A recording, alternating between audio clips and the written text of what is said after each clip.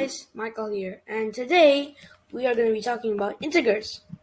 Alright, so let's start with the definition of integers. Integers are like normal numbers, but they have negative and positive signs for them.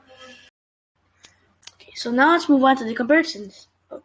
Okay, positive integers are always bigger than negative integers, even if the negative integers seem even bigger. Alright, for example, if you compare 1 with negative 21, 1 would obviously be bigger than negative 21. Alright, so the reason why 1 is even bigger than negative 21 is because of a certain rule in integers. You see, the more you go to the left, the smaller the number is. Alright, so now let's move on to addition. So I got an equation over here, and then, so let's say we have negative 2 plus 5. How you solve it is just finding the difference between 5 and 2.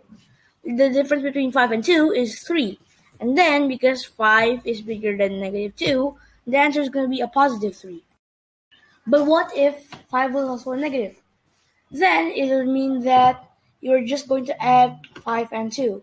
It's going to be, so the answer is going to be 7, right?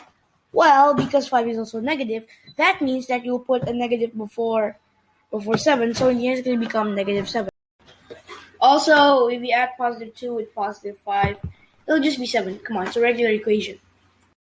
Alright, moving on to subtraction. Let's say we have negative 5 minus 3. Negative 5 minus 3 is going to be equal to negative 5 plus 3. And then, negative 5 plus 3 is going to be equal to negative 2. Mainly because 5 is even bigger than 3. But what if 3 was also negative? If 3 was negative, it'll just be negative 5 plus negative 3. Negative 5 plus negative 3 is going to end up with the same answer, negative 2. Alright, so before we move on to multiplication and division, there are some key rules that we have to understand.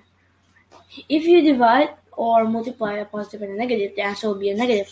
However, if you multiply or divide a negative with a negative, or a positive with a positive, the answer will be a positive. Alright, so moving on to multiplication, let's say we have negative 10 times 5. Negative 10 times 5 will be equal to negative 50. But what if 5 was also a negative? If 5 was also a negative, then 50 would be a positive. Alright, so moving on to division, if we divide negative 50 by 10, then the answer would be negative 5. But if 10 was a negative, 5 would be a positive. Alright, so that's it for today, guys. Bye-bye.